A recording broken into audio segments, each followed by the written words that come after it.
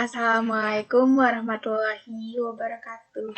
Halo semua, perkenalkan saya Rati Setianingsi dengan NIM 215144057. Di sini saya akan melakukan pengujian komparasi paired sample di tes untuk data non-parametrik. Selain itu, saya juga akan memberikan tutorial menggunakan aplikasi SPSS-nya.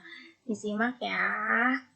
Sebelum itu, saya akan memaparkan mengenai Wixocon Signed Rank Test. Jadi, uji Wixocon adalah uji non-parametrik yang merupakan pasangan dari paired sample t-test.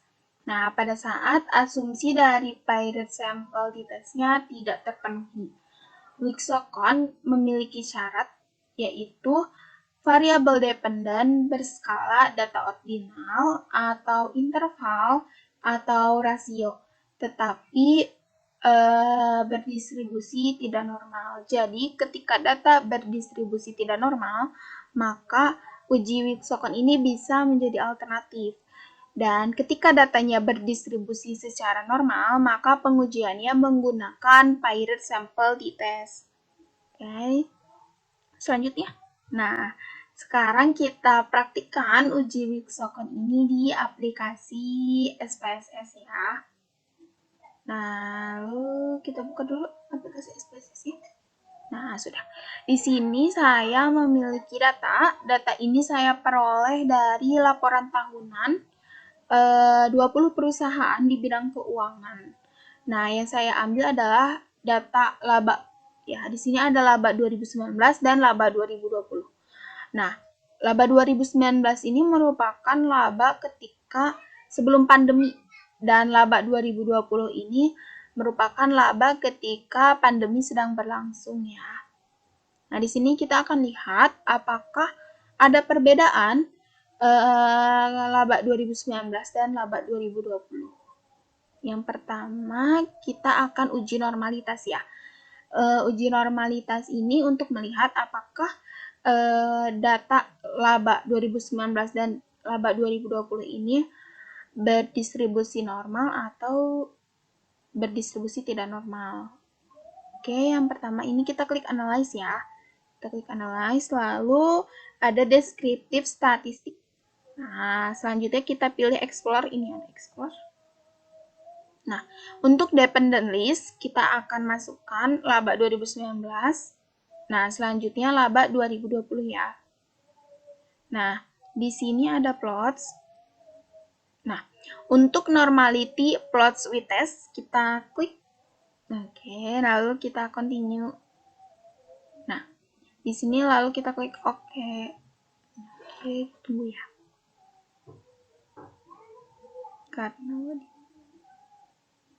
Nah, sudah muncul. Nah, kita lihat pada test of normality ya. Di sini ada signifikan dari Kolmogorov-Smirnov dan ada signifikan dari Sapir-Whorf. Nah, untuk detailnya kita kembali lagi ke materi. Nah, uji normalitas ini memiliki hipotesis ya. Di sini ada H0, jadi H0 ini data terdistribusi secara normal. Nah, berkebalikannya dengan HA, jadi HA ini datanya tidak terdistribusi secara normal. Dan ada kriteria pengambilan keputusan. Yang pertama, jika signifikannya kurang dari 0,05, maka H0 ditolak dan HA diterima. Artinya data tidak terdistribusi secara normal. Nah, kebalikannya, jika signifikannya ini lebih dari 0,05, maka H0 diterima dan HA ditolak, yang artinya data terdistribusi secara normal. Oke, selanjutnya. Nah, di sini bisa kita lihat ya, bahwa pada signifikan Kolmogorov-Smirnov ini hasilnya 0,000, dan begitu sama dengan pada signifikannya Sapir-Whorf juga 0,000. Jadi, kita simpulkan bahwa datanya ini tidak terdistribusi secara normal karena 0,000 ini kurang dari 0,05 ya.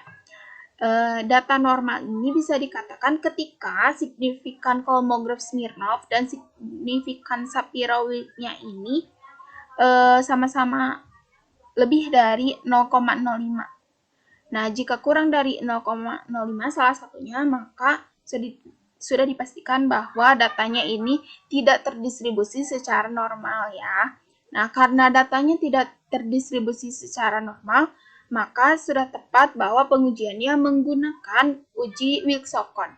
Sekarang kita ke pengujian yang kedua ya, yaitu kita kembali lagi ke SPSS-nya. Nah, di sini ada analyze, nanti kita klik. Lalu ada non-parametric test, lalu ada legacy dialog.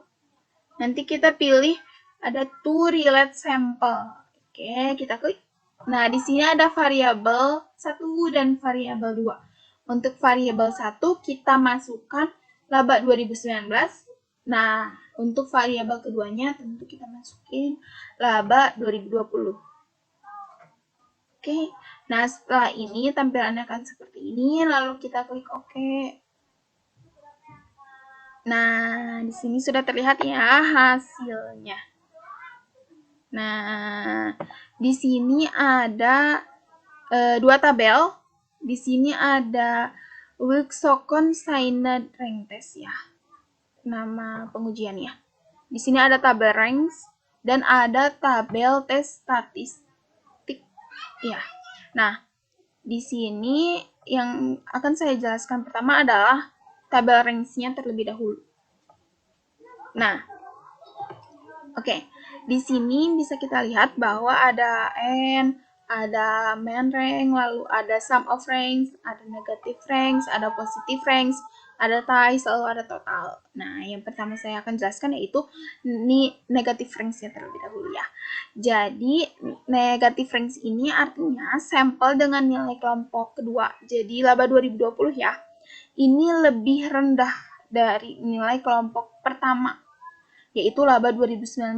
Nah, pada kasus ini atau pada data yang tadi ini ada sebanyak 12 sampel. Bisa kita lihat dari 12 sampel di sini ya. Nah, pada positive ranks ini berkebalikannya ya. Jadi sampel dengan nilai kelompok kedua atau laba 2020 ini lebih tinggi dari nilai kelompok pertama atau laba 2019. Nah, pada data ini terdapat sebanyak 8 sampel. Kita bisa lihat di sini.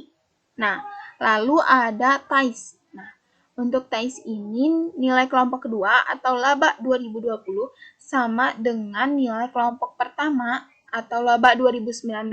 Nah, pada data ini terdapat sebanyak 0 sampel ya, atau tidak ada yang sama. Nah, bisa kita lihat dari 0, angka 0 di sini. Oke, seperti itu. Lalu selanjutnya. Nah, di sini ada main rank kan.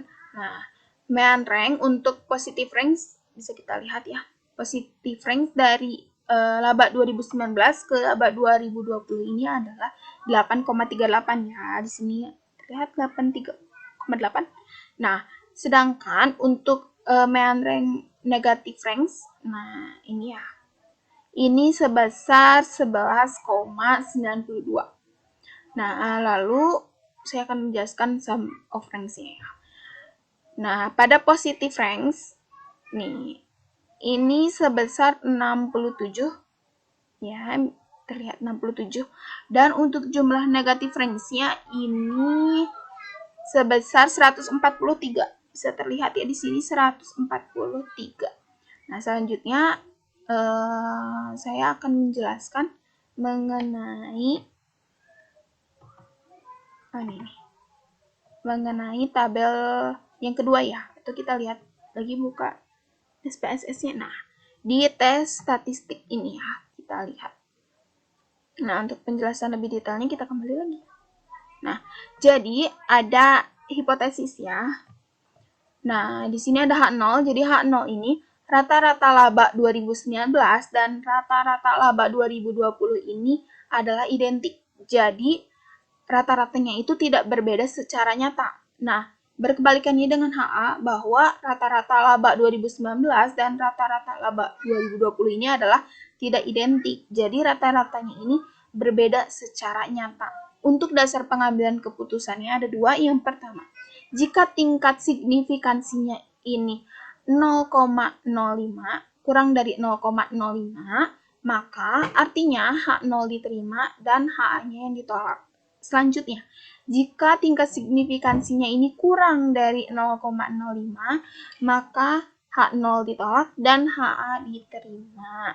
Oke, next. Nah, di sini kita lihat ya bahwa signifikannya ini sebesar 0,156. Yang artinya bahwa nilai ini lebih dari 0,05. Dan bisa dikatakan bahwa H0 ini diterima atau rata-rata laba 2019 dan rata-rata laba 2020 ini adalah identik. Jadi rata-ratanya ini tidak berbeda secara nyata.